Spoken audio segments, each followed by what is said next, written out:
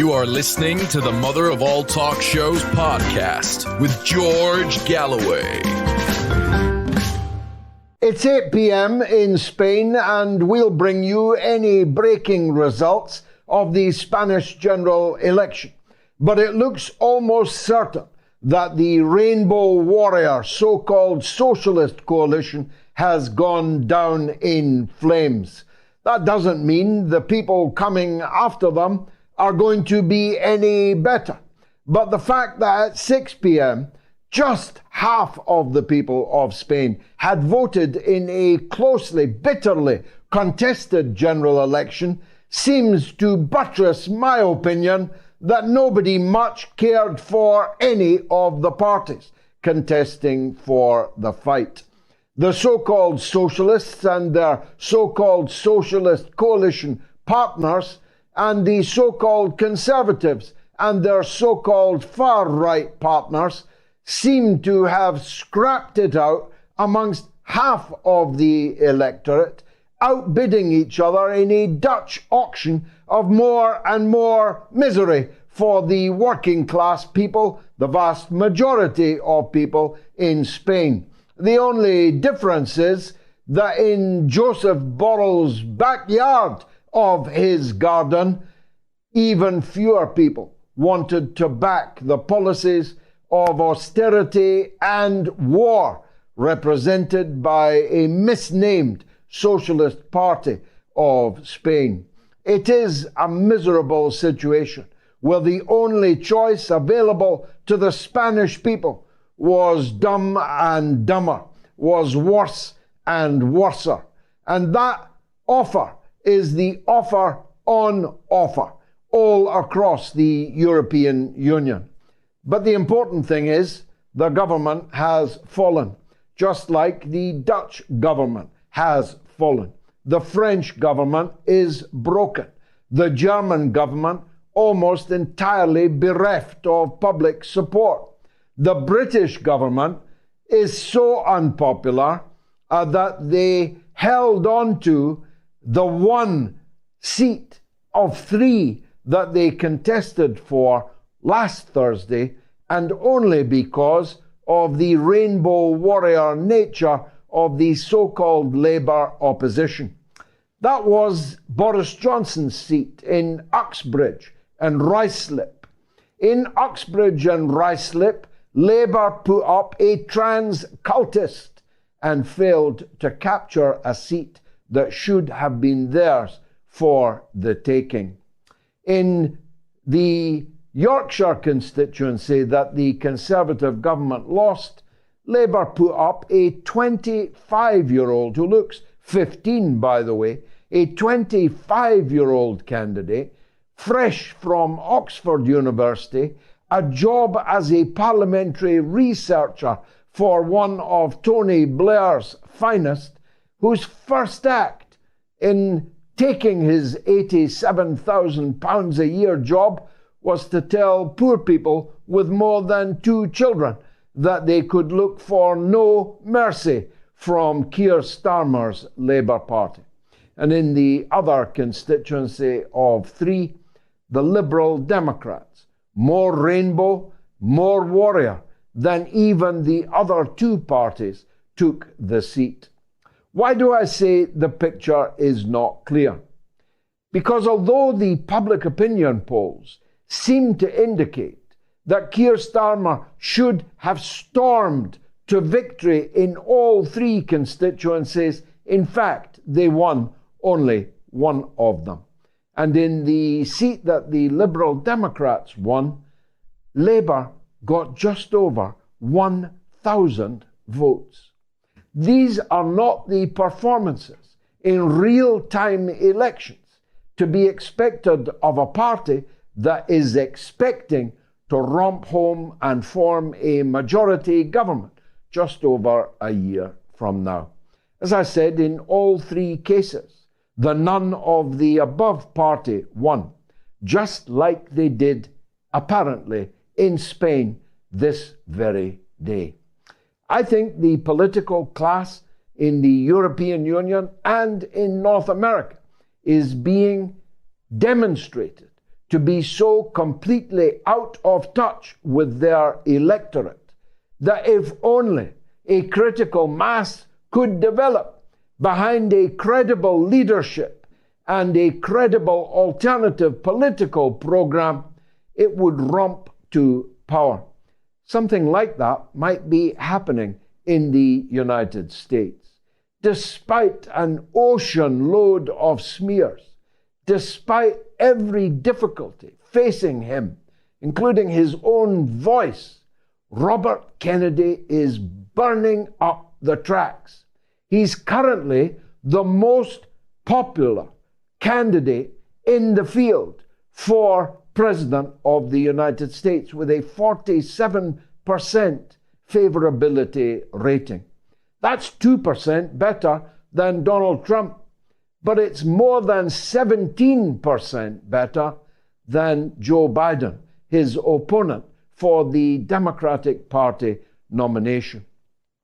We had the grotesque spectacle this week of the House, Congress in America holding a hearing on censorship with the Democratic Party, whose member he is, doing everything they possibly could to censor Robert Kennedy.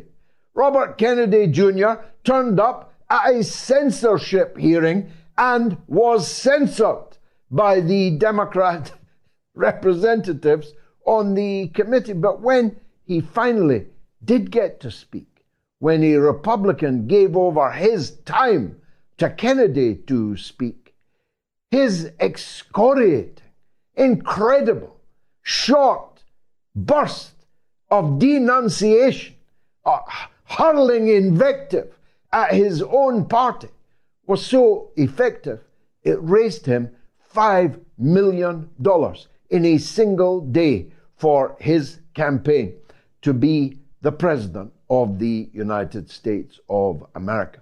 But here's the rub. So desperate was his own party to rubbish him, smear him, silence him, it seems to me inconceivable that that party will allow him, even if he won every primary election, to be their nominee. And so, Mr. Kennedy, you are now rapidly approaching the point of no return. You're either going to have to fall into line and support Joe Biden, that you have amply demonstrated is utterly incapable of being president of the United States.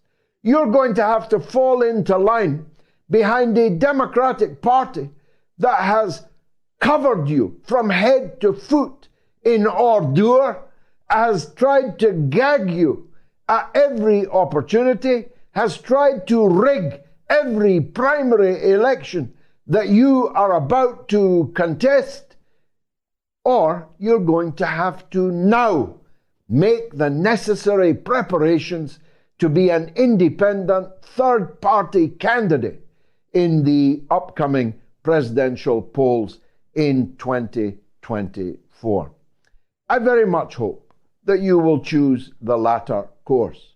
For if you choose the former course, then like Bernie Sanders, you will have proved to be all mouth and no trousers.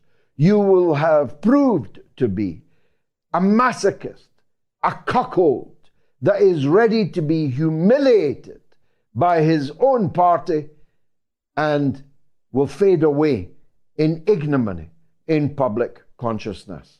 And I don't think someone with the name Robert Kennedy should take that course. Somebody called Henry Kissinger, aged 100, took an airplane to Beijing this past week. 100 years old, on a 14-hour airplane on which he could easily have perished, flew to Beijing and was treated to a right royal welcome. None of this Antony Blinken being met by a junior civil servant and nobody even to carry his bags. None of this Lloyd Austin business to whom the Minister of Defense of China will not even pick up the phone. Oh no, Henry Kissinger was given a reception befitting of an American president himself. Why? Well, the answer to both questions, why and why make the journey, is the same. The danger of a war between the United States and China over Taiwan has now reached fever pitch. I know it's hard to believe that, bogged down as they are in a losing war, a rapidly accelerating losing war in Ukraine, with the Russian army bursting through collapsing lines of Ukrainian forces, now unable to be reinforced, even though in this so-called counteroffensive, American sources say they have lost 26,000 dead, which means 75,000 wounded, 100,000 dead and wounded in the counteroffensive alone.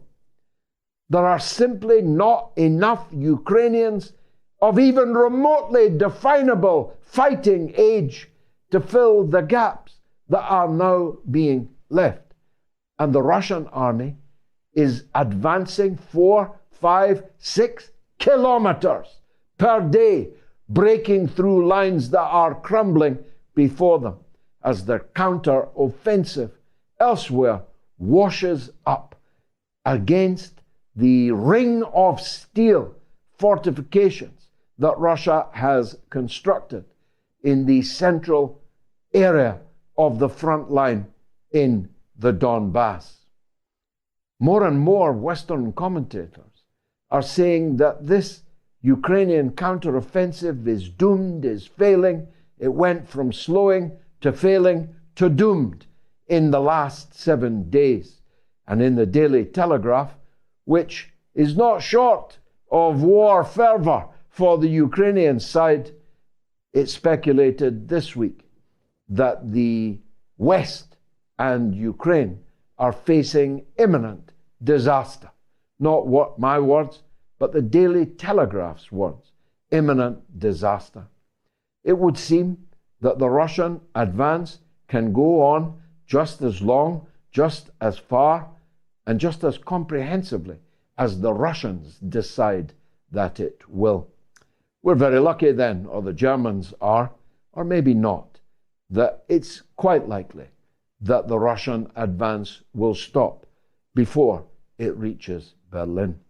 But not content with one losing war after another in the last year and a half, the debacle in Afghanistan, followed by the imminent disaster in Ukraine, the danger of an American-China war has rapidly ramped up. And that presumably, and I say this advisedly, is the reason Kissinger flew to China. We'll hear from an expert in China in the course of this show on what this trip was all about and what its likelihood of a successful outcome might have been. Lastly, if 2 wars was not enough, the United States seems embarked upon a war with Iran. I know, a war on 3 fronts. What could possibly go wrong? Fighting Russia, China, and Iran all at the same time, with an ailing economy, with a president who doesn't know where he is. What could possibly go wrong? But the US is doubling down in Syria, sending thousands of new soldiers to illegally occupy parts of Syria which border Iraq, which borders Iran.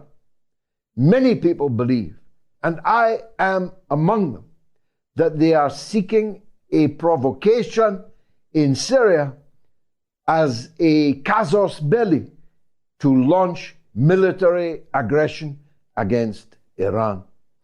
And if they do, it may be their biggest mistake yet, because Iran is more than capable of hitting them back,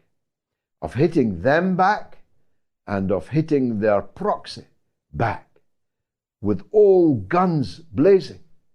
Iran's own weapons and the weapons of Iran's allies in the region will rain down fire and destruction in the Persian Gulf, but maybe as far away as the Levant itself.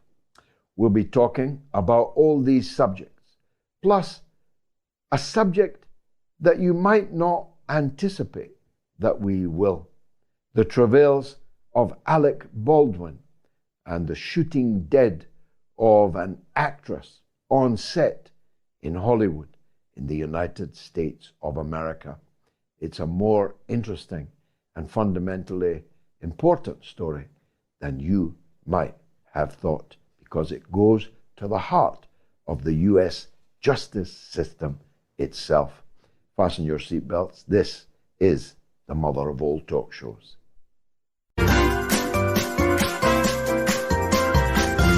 You are listening to the Mother of All Talk Shows podcast with George Galloway. Angelo Giuliano is my favorite commentator these days, coming out of China. He's a European who's lived in China for decades and knows what's going on there, and moreover, knows the lies that are being told about China in Europe and indeed across the so-called Western world. Angelo, it's always a privilege to have you on the Mother of All Talk Shows, especially in an auspicious week like the one we've just had. What first attracted Henry Kissinger at the age of 100 to fly all the way to China? What's your take on it? I think even though Henry Kissinger is a war criminal and I'm not very much of a fan of him, but it seems like he might be a voice of reason, and he might actually negotiate something with China.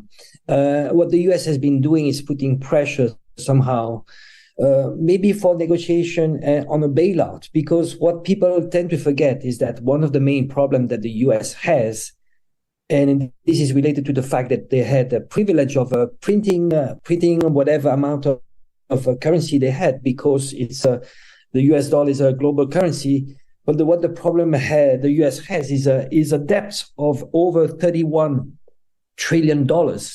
And I think there's a possibility that maybe the US might be actually negotiating some kind of bailout, because that could be a solution out of war. Because if the US were to lose the US dollar hegemony, it would be just dramatic. But not only for the US. Keep in mind that nobody has any interest in having the US collapse. The whole world would suffer out of this. And also China. Its economy is closely related to the US, although China has been they risk what they call decoupling, and they're risking for a while. You know, there's a diversification towards South America, with the global South, with Africa. But China is very pragmatic. They don't want war, and actually they still want to trade with the US. It's not of China's interest to have the US collapse. He wants a multipolar world. There's a new world order that's going to be built up, and I think we might be in a situation where negotiations are being done. I like to compare, there was a meeting of BRICS a few months ago, and I like to compare to the Yalta meeting. It was when the Yalta meeting was when the war was not over yet, but they were actually starting to prepare the world of tomorrow. What would be the new world order? And BRICS is part of it. So somehow now, maybe what Kissinger might be doing is trying to set up some conditions how we could do this transition, But again, this is a speculation. We don't know what happened at that meeting. But the main problem the US has right now is this huge debt that it cannot repay. And if the US loses its US dollar hegemony, that could be dramatic. It would be just disastrous, because because it would be like a hyperinflation, huge unemployment. So that is by speculation, but it's hard to say. I just, that's maybe my wish too, because we don't want to have a war, which would be ultimately a mutual destruction, because nobody wins on the Third World War when you have a nuclear superpower like China, Russia, and the US facing each other. Well, many people will find it incredible that you and I are credibly discussing the possibility that China will bail out the United States of America. The American Bretton Woods era would very obviously be dead and buried were that to happen. And yet, given the China's holdings of US bonds, China could destroy the US bond market. It's already been decoupling and de-risking itself from the US bond market, from its holdings in American dollars, but it could simply sink the whole place by dumping its remaining bonds on the market and totally destroy the ability of the US to repay its debts. So it is a credible speculation that you are making. I merely press you on this point. Janet Yellen was there just a couple of weeks ago, kowtowing, bent over double with Chinese officials, apparently believing that Chinese officials like people kowtowing to them, which of course meant she got her countries mixed up. Blinken was there just a few weeks before that.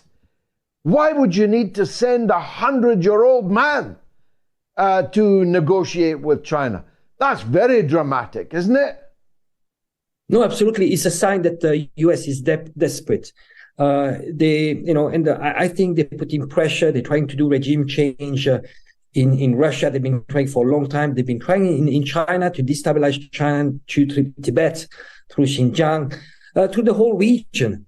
And this is maybe it's part of the negotiation of, on this bailout, on this construction of the new world order. Maybe. But again, I think there are probably two camps in the US. You have the radicals that would go all the way just to direct confrontation. And some people are just realizing, well, just imagine, NATO cannot beat Russia, which has not even 10% of NATO expenditure in defense. So just imagine, as you said just before, how many wars the US has lost? The last war the US lost, the one was, I think, was Grenada. They lost all their wars, and it's just madness. It's like Einstein said. Madness is keeping doing the same result, the same things, and expecting different results. That is what is happening. So it is very hard to say. And again, I think that what is happening in the US is also their own system, their political system is extremely unstable.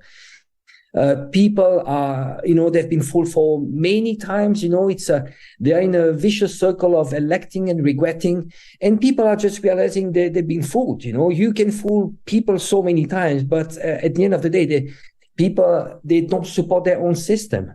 They don't support the media, which are telling that their own people that they have the best system in the world, that they should teach the world, and so on. But facts are there. Just to give you a few figures, there's probably 30% of people in the US that actually trust their own government and the political system. And it's such an embarrassment, because if you compare with China, you have 90 to 95% of people that trust and support the political system. You have 80% of people in Russia that actually support Putin. And when I give you those figures, George, those figures come from Western sources, very biased, but they cannot lie. And you don't need much. You just go into the streets of Moscow, you just go into the streets of Shanghai, you talk to those people. I've seen it. I was the first time in China. I arrived in China 30 years ago, and I saw the reality. It was very backward. It was poor. People were hungry, and people are still hungry. They are a hard-working force. The mentality is, it's a very tough mentality, and they come up, they had tough times. If you look at Chinese history, now what they want is prosperity. They want tangible results. It's a different culture. Not only the culture is different, but when you look at the profile of their leaders, they are engineers. They come from science, math, technology, engineers. So those people, they create tangible things. Now look at the leaderships we have in the West. They're youngsters. I mean, they are in their 40s, like Macron, the very telegenics, Trudeau, and so on. Background, well, Macron is an ex-banker. He's going to do a revolving door. He's a Rothschild banker. He came from there. He was pre-selected by the elites. He goes into politics. Then he goes back to being a banker. That's what's going to happen. He's going to be multi-millionaire, and he's going to make his bank, the Rothschild bank or whatever bank he's going to work with, even richer.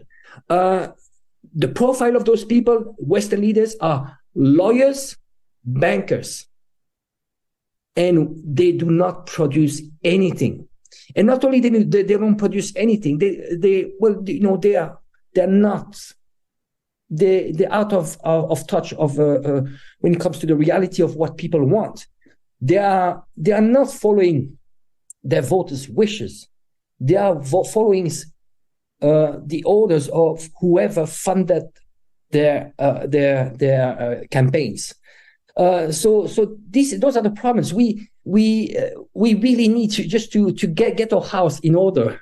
And there's one point I want to say, but because we are being criticized, people like me that are have been in the West for a long time, as being traitors, as they say, well, I love China more than my country and so on.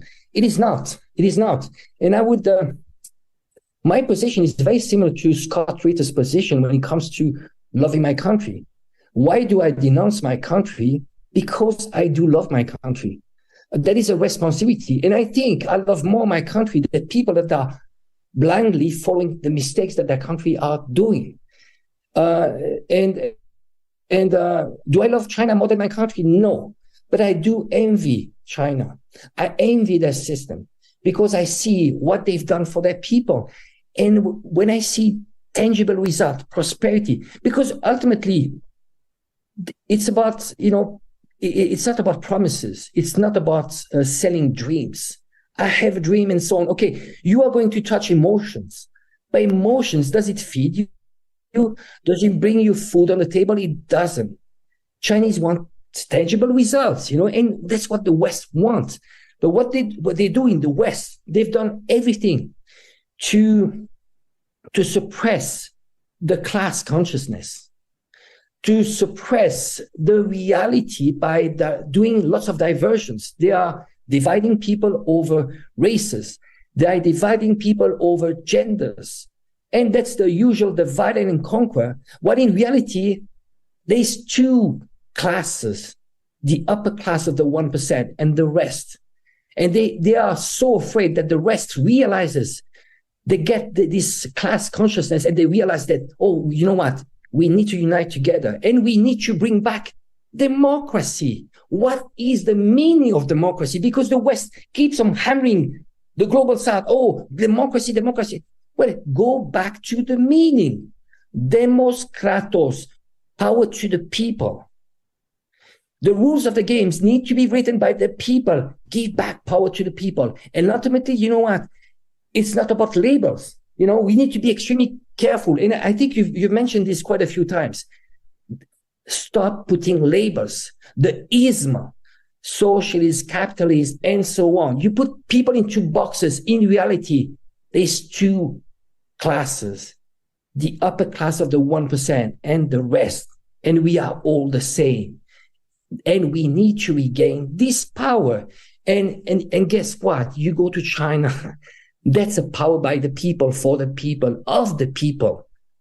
And again, it's not the fact that in the West you have you cast a ballot doesn't make it a democracy, because the candidates you are going to elect were pre-selected by the elites, and the rules of the game were written by the elites. This is why what you have when you look at France, that movement, the Yellow Vest, was a very smart and mature movement, and they were actually working about the foundation of democracy was sovereignty, regaining sovereignty, direct democracy, so referendum rights, and actually educating people about what is a real democracy. Because people educated are very dangerous. You give education, that's a weapon, because people start realizing, and they don't want that. They are going to do diversion, to distract you. Netflix, drugs, alcohol, you are enslaved by your job, you're in a survival mode, and you do not have time because you're on survival mode. When do you have like 10 minutes just to study, and to look at your own problem? And now what the West is doing, you're going all the way 10,000 of miles to China, and you're pointing out China bad, and you're even investing $500 million to demonize China. The Spanish government that appears to have fallen today will be remembered for two things. First of all, Joseph Borrell's concept of the European Union being a garden and the rest of the world being a jungle. And the second thing, their only parliamentary achievement will turn out to have been an overhaul of the sexual offences legislation in Spain. An overhaul which led to the premature release of hundreds of rapists and pedophiles and perverts of all kinds, and an overhaul of the law on bestiality. The Spanish socialist government changed the law so that having sex with an animal will no longer be a criminal offense as long as the animal was not harmed as a result of the experience. That's what they call an achievement, Angelo, as compared to the achievements, material achievements of the government in China. Last word to you, my friend. Well, I think when it comes to European politics, it's always very important to understand what is this project of Europe. The European project was actually a CIA initiative. Jean Monnet is considered the father of Europe, was on a CIA payroll. You can actually follow, there are a few politicians in France, like François Asselineau and Marie-France Garot. They have exposed this project. What was Europe about? So when it comes to Europe, I have only one single condition. If you want to choose a politician, you need a politician that is actually advocating for exiting Europe, because the first preconditions for democracy is sovereignty. The countries in Europe need to regain their sovereignty, because all the decisions are in Brussels to people that you are not electing and that are actually following the orders of the thousands of lobbyists in Brussels. Whoever you choose, it's all there. They don't have rooms. If you are president in let's say Macron, you don't have any rooms for deciding. All the decisions are made there, and it's just what you do. It's just locally some fine tuning. And the project of Europe is a completely destruction of nation state. They are going to do it through immigration and so on. This, and also I'm not even talking about this social engineering of deconstruction of human being. It's a whole project which is extremely evil.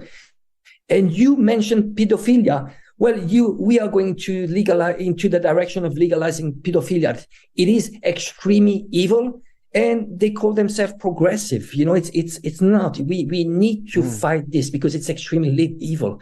And again, it's past the limit. I mean, animals kids, no way. We need to go out in the streets. We need to fight this. Angelo Giuliano, as always, brilliant to hear from you and get your take on contemporary events. Thank you indeed for joining us. You are listening to the Mother of All Talk Shows podcast with George Galloway. Let's go to the lines. Sadie is in New Jersey on Angelo's interview. Let's hear what Sadie thinks. Go ahead, please. Hi, Mr. Galloway. Assalamu alaikum. Thank you for taking my call. Wa alaikum salam wa rahmatullah. Thank you, sir. So, first off, I really appreciate you having Mr. Giuliano on your show because it was a very good insight as to why maybe Kissinger has gone to China. I never thought that it would be something to do with the bailout. And I appreciate you providing a platform like this to give us different insights and different ways of thinking. So my salute to you, and I appreciate all you do. Thank you, my dear. I think it is extraordinary, don't you, that we I do. I never thought of it. Talking about China bailing out the United States. That would solidify the hitherto kind of nascent complete change in the world order, wouldn't it? That would make China number one.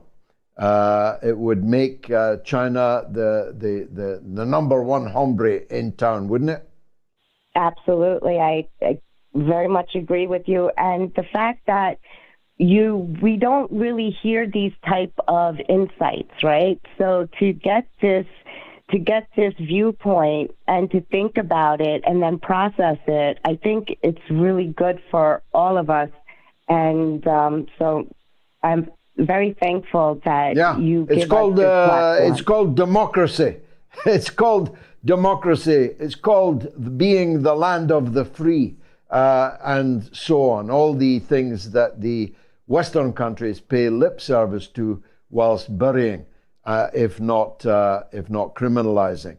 Thank you very much for that, Sadie. Very kind call. Eric Hunley is a man who knows the story of Alec Baldwin and Helena Hutchins very closely indeed. More closely than he would have liked to. He is a broadcaster of note. He is a co-host, a fellow television show host like me, and he's been caught up in the terrible story of how Alec Baldwin came inadvertently to fire live ammunition on a film set. The rest is controversial. Let me ask Eric to tell us himself. He's the co-host of America's Untold Stories and the host of Unstructured. Well, we're structured, but we like untold stories, Eric. So thanks for joining us. Tell us where you fit into this story, as well as describing to those who may not know, this is a global audience, what actually happened that fateful day. Thank you for having me. Ironically, the story is tied in with my channel, America's Untold Stories with Mark Robert. The shooting occurred October 21st, 2021, and that was the day before I recreated our channel. So our channel kind of coincided with the incident actually happening. Mark is a scriptwriter and has worked with the likes of Oliver Stone, and being around Hollywood, he said, hey, you know what, let's do one episode covering this whole Alec Baldwin shooting. It was all over the news, so we decided to cover it. It was going to be a one-off story. The story grew legs, however, and it is a confusing, utter mess. If I'm going to take you through the day very quickly, essentially, the morning of the shooting, the film crew walked off the set. Everyone except for Helena Hutchins, the director of photography, and of course her lighting people. Because these people were off the set and there were COVID protocols, some things got a little awry. they were setting up a shot for something that was going to happen that afternoon or the following morning of the biggest scene in the movie, which is a big shootout inside of a church. And she was inside of the church asking Alec Baldwin to essentially frame out his gun for the shot. Now, the armorer at the time, Hannah Gutierrez Reed, was not allowed to be there because of COVID protocols. And this is a very important consideration. And there's also controversy over her having more than one job. She was also an assistant props person. But between her and the first assistant director and Alec Baldwin had the gun. Helena Hutchins, who should not have been in the church, she should have actually been outside viewing the scene through something called Video Village. Video Village is like a monitoring station where they will remotely look at what's going on in the shot. Because the camera crew walked off due to safety concerns and other concerns, the Video Village operator was not there. That put her inside the building. So she was behind the camera. He points the gun at the camera. He claims he didn't pull the trigger, another controversy, but a bullet fired from that gun. It went through Helena Hutchins, killing her soon thereafter and into the director, Joel Sousa. So I'll come to that, magic bullet in a minute, a bullet that came out of a gun that wasn't triggered and went into two people. But from the story that you've described so far, there would appear to be a bit of cheapskating and a bit of hysteria over COVID protocols, when the safety of someone, the life of someone, was cost by someone not being allowed to be there because of COVID. That doesn't make a lot of sense. Or was the production company trying to save dollars? Were they trying to maximize profits, squeeze costs? What lies behind? All the above. That's why this is such a terrible disaster. This is an independent run and gun production. And I'm not trying to be pun, that's a terrible pun, but they're filming in New Mexico, extremely low budget. They only had a few $1 million. Alec Baldwin, keep in mind, is an A-list actor. And I think his salary for the movie was around $200,000. He could have easily asked for $2 million or more. So that gives you an idea of how low budget this really was. So were they trying to save money? Absolutely. The armorer that they had hired, Hannah Gutierrez Reed, had only done one previous movie. She kind of got hired because of nepotism. Her father is Thel Reed, who is a legendary armorer and gunfighter, gunslinger type. He would do tricks with guns that would blow your mind on Ed Sullivan all the way through history. One of the top quick draw artists in the world. So his reputation helped her because she would kind of hang out with him when she was a kid on the sets, and he did teach her a lot. But they also wanted her to be a props assistant. There were only so many days in the budget for, quote, gun days, for armorer work. So they, threw on another job so she could get a little bit more money. That's even more of the controversy because I broke the email, or we did, where the line producer was complaining to Hannah Reed that she was spending too much time on guns and too little time on props. The ironies that come forth in this situation are countless. Some of us are having difficulty, me included. In full disclosure, Alec Baldwin is a friend of mine. I'm struggling with the idea that an actor who's given a gun on a film set could conceivably know that there was a live bullet inside it. Whoever's fault that there was a live bullet inside it, it wasn't Alex, was it? Yeah, that's where we get into the weeds. You did ask the most important question of the entire affair that I think is being overlooked by the prosecution, or at least not advertised by the prosecution and the investigation. Where did the live ammo come from? If that was a dummy round, which it was supposed to be, nothing would matter. It would all be, okay, whatever, nothing, a click. If it was a blank, there would have been a bang. People might have been startled, but there would be no death here. There should have been no live ammunition on the set. So that is a giant question.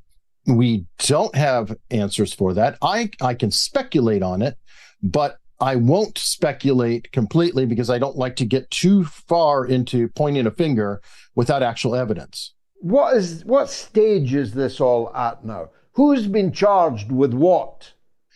The people who were charged were Alec Baldwin, Dave Halls, and Hannah Gutierrez-Reed. And that would be the lead, Alec Baldwin, who did have the gun. The first assistant director, who is considered the safety officer on this set, who handed it to Baldwin or didn't. We don't know for sure because Baldwin has contradicted himself on that. And Hannah Reed, the armorer. Those are the three charged. Now, Dave Halls copped a plea. So he is the only one who has actually been convicted. He pleaded out a sentence. He's not serving any time. I forget, he's being fined, and he has a record, and he's under supervision for X amount of time. I don't have that down. Alec Baldwin and Hannah were charged the same with negligent homicide and a enhancement charge because there was a weapon involved. Then things went crazy again. Alec Baldwin has an amazing legal team, very powerful, and they are not asleep. They're earning their money, and they essentially have shredded the case. There was initially a special prosecutor brought on who was also in the state legislature. She was brought on before she got voted into the state legislature. Alec Baldwin's team went after that fact and said, hey, you can't be a member of the legislature and acting on part of a DA. You're going into two parts of the government here. There's two branches. There's a problem. And they claimed it wasn't an issue, but she ultimately resigned. They also attacked the enhancement charges because it turns out the enhancement charges were written into law after the shooting even took place. So you can't charge somebody with a law that didn't exist when they did the crime. So that got thrown out. So then it's been taken down to only involuntary manslaughter, a negligence charge. But it went one step further, and Alec Baldwin's charges have been dismissed. Not with prejudice, though, so he is not out of the woods completely, but they have dismissed his charges on the theory that the gun had been modified before he even got it, which is incredibly troubling and confusing because the guns went to the FBI. And the FBI stated that they had not been modified, that they were in perfect working condition. And there's a chain of custody from the manufacturer to the set. So again, it's confusing. So right now, the charges are against Hannah Gutierrez-Reed for the involuntary manslaughter. And they added another charge of trying to withhold or hide evidence, claiming that she was hiding drugs. And I believe by rumor, it's the white powder, the special white powder that you find in the White House. Well, I was just about to say that, the kind of stuff that you find lying around in the Situation Room in the White House. What has this done for Alec Baldwin? Will he ever work again? How damaging has it all been for him? He filmed Rust. Rust has actually been filmed. It's in the can. I don't know if they're editing it or whatever, but all the filming took place in April. The charges against him being dismissed lined up the day before it filmed. So take it where you will. He's also in another movie coming up called Kent State. And judging from what I've seen in your past, that might be something you're interested in, the state of what happened in the United States and Ohio during Vietnam protests with the students that got shot down by the National Guard. He's in that movie coming up. He did, I think, 2 other movies while this has been going on. I mean, we're going on 2 years now. This is a long slog. Well, I'm unfortunately old enough to have seen the Kent State massacre in real time. And there were plenty of intentional shooting of live bullets in that. Eric, thanks for joining us on the mother of all talk shows. It's your first time. I hope it isn't your last. It's been fascinating talking to you. Now, my film Killing Kelly, about the strange death of Dr. David Kelly, is now on demand on my Patreon page. So my Patreon supporters are receiving that free. New Moats legend this evening, an indefatigable journalist and commentator, Ian Muir, whose work I very, very much admire, and a new Moats graduate, Joseph Ball. Thank you to both of you for your support. Quack Quacks says the problem is that the people voting in the US don't seem to see the actions of Biden and NATO as disgusting and bad. It's for many all good because they've been taught to think that and not to dare cross the line. And Paul McDonald says, if it's not Ukraine, it's definitely Hunter. As always, Gigi, great question, great show. Thank you, Paul. Graham Briggs-White, a Moats legend, says, I also think Biden will spell the end for Ukraine. I hope Vladimir Putin and Xi Jinping can keep up the level-headedness and diplomacy with these narcissistic sociopaths. And Andy says, a while ago you recommended Barbarossa by Alan Clark as a good book. I bought it, read it, took it to Africa. It's now thoroughly done the rounds of family and friends. I'll be going back soon. Can you recommend another book or two?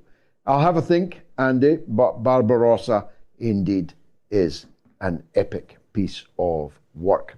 Prince is in Texas on RFK. Go ahead, Prince. Hey, George. Good evening. I'm in London. I first of all want to just thank you. I've been watching you since I was a kid, and you're a great man of integrity. I just want to say that. First things first on RFK. I am very hopeful, like the previous caller said, the Israel-Palestine question is not a strong suit and something which I take very personal. But still, on other issues, I think I can get behind him. But the problem is the media, of course, because no matter how good your policies are or whatever your intentions are, if you can get it to people, and I don't know if it's just here in the United States, I think also in the UK, people are very gullible. Just look like the Russia coalition hoax, which till date is you still hear people talk about it in Congress. I was watching most of the hearings. You hear them just go through it. Oh, Russia intervened in the 2016 election. Even though all the tenets of that accusation have been proven false, it still stays as fact. And nobody fact checks it. And talk about fact check on the social media.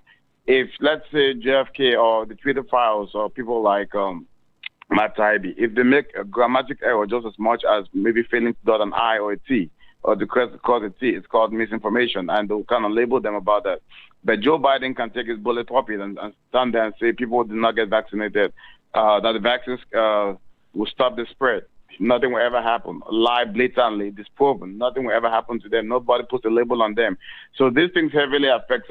My question is, how do we, because without the media actually exposing this, most of these things we're talking about is because I listen to people like you, I listen to other people. But not everybody listens to, the mainstream doesn't really listen to this. They listen to MSNBC or CNN, which are pretty much state media. So if information is being garnished well, the way look, it is right now, Prince, let me give you some comfort. First of all, thank you for a wonderful call, and you summed up the situation very well. But if the media could dictate who the president was, then Donald Trump would never have been elected in 2016. All the media was against him.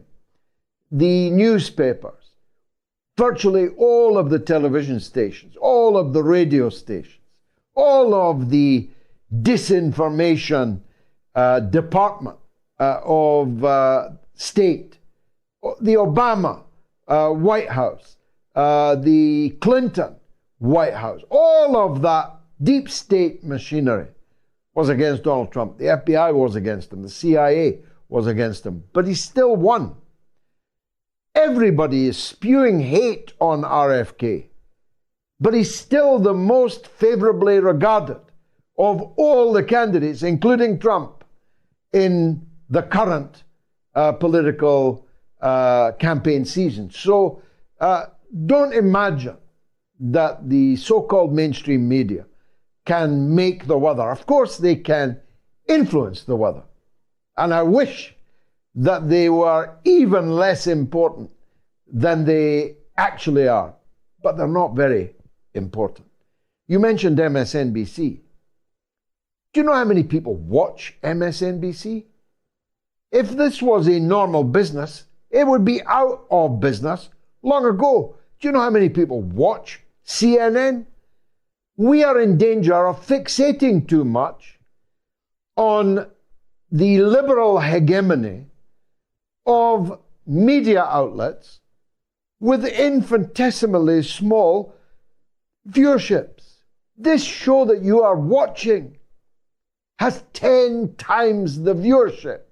10 times the viewership of Rupert Murdoch's Talk TV with its budget of billions. So, let's not lose hope. Let's be our own media.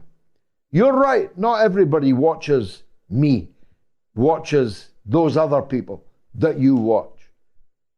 Well, it's your job, and it's everybody else's job that's watching this and agrees with me this evening. It's your job to tell as many other people as you possibly can what we are all about, how to find us, encourage them, and check up afterwards whether they took your advice, and if they didn't, encourage them all over again. Have you any idea how we would multiply if everybody watching this did that? The best part of 2 million people will watch this program over the next 7 days.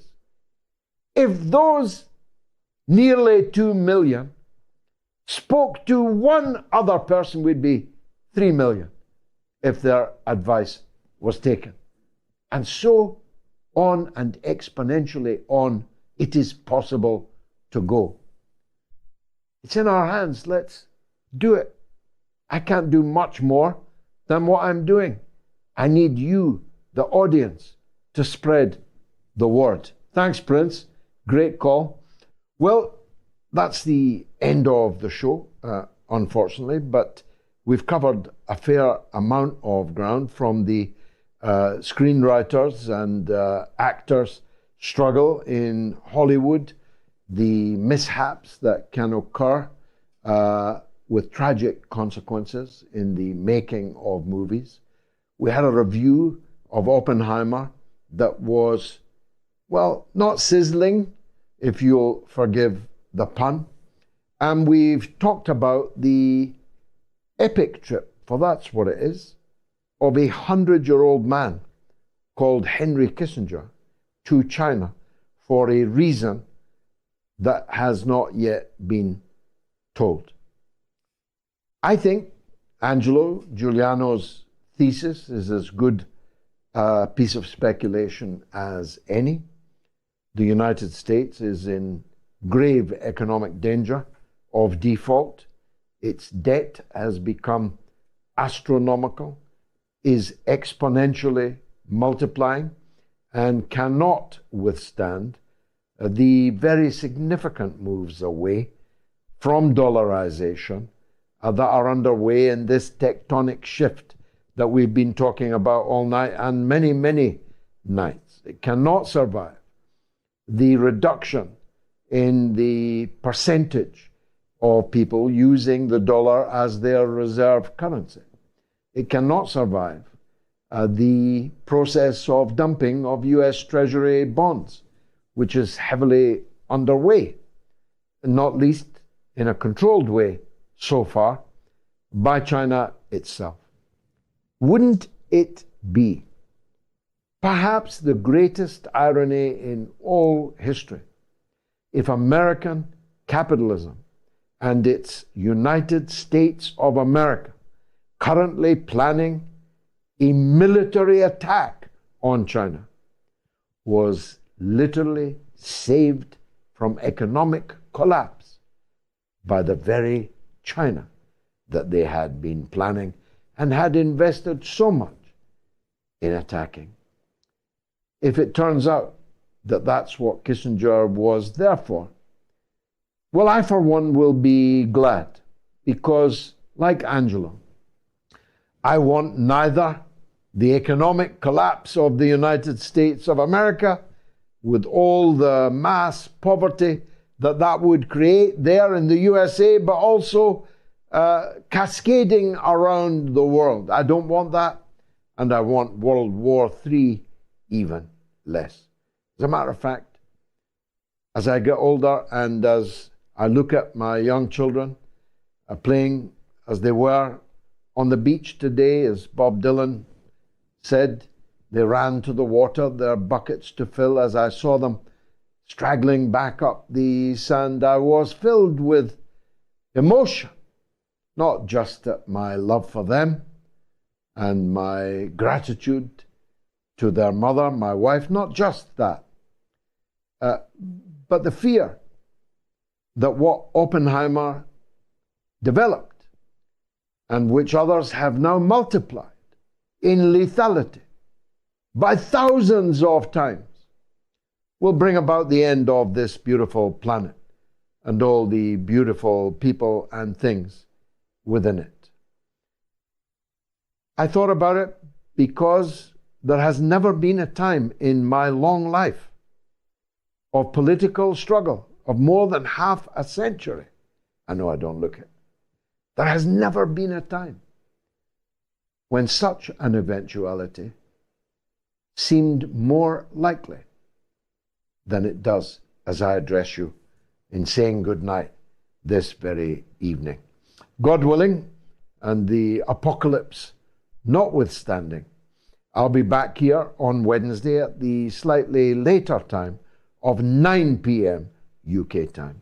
I appreciate you might be sitting out in the sun. I appreciate you might even be on holiday, but play catch up. At least watch the show or the clips from it on catch up. I hope so. In any case, I wish you a good night and thank you again for watching the Mother of All Talk Show.